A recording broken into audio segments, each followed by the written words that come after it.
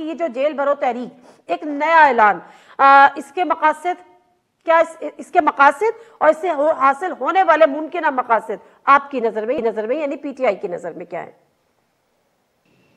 بسم اللہ الرحمن الرحیم. جی اگر آپ نے اپنے انٹرو میں بتا دی، ایک تسلسل ہے ہماری لیڈرشپ کے خلاف بغاوت کے مقدموں کا. نادیہ یہ بتاتا چلوں کہ ہمارا کوئی لیڈر بھی کرپشن چارج میں نہیں پکڑا گیا. ان کے اوپر ساروں پہ آزادی رائے کے اوپر کرپشن نہیں ہے، آزادی رائے کے اوپر بغاوت کے چارج بنائے ہوئے ہیں. ہماری جو اس وقت حکومت ہے پی ڈی ایم، یہ طے درد جو ہے کرپشن چارجز میں ملوث تھے جو انہوں نے ایک دوسرے کے اوپر کیے ہوئے تھے.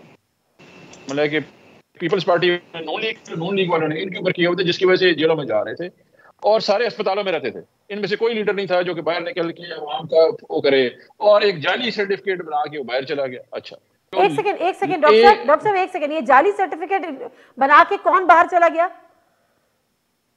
نواز شریف پلیٹلیٹ کا. ابھی تو پتہ ہے نا جعلی تھا وہ تو ایسے نواز شریف کو تو آپ نے بھیجا، آپ نے بھیجا. ہم نے جی ہم نے بھیجے، غلطی ہوگی نا ہم سے. ہمیں کیا پتا تھا کہ اتنے ان کے ہاتھ لمبے ہیں کہ ہر چیز جعلی بنا.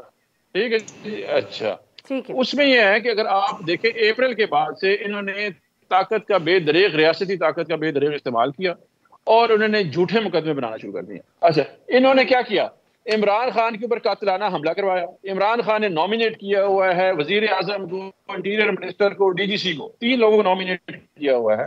اور انہوں نے کہا کہ انہوں نے میرے پر حملہ کیا ہوا ہے. اس کو 4 گولیاں لگی ہوئی ہیں بندے کو. آج تک زندگی میں انہوں نے ڈسپلن کی گولی جو ہے یہ لوکل نہیں کھا رہے ہیں، باہر جا کے کھاتے ہیں. اس بندے نے 4 گولیاں کھائیں. اس ملک کی بات ہے.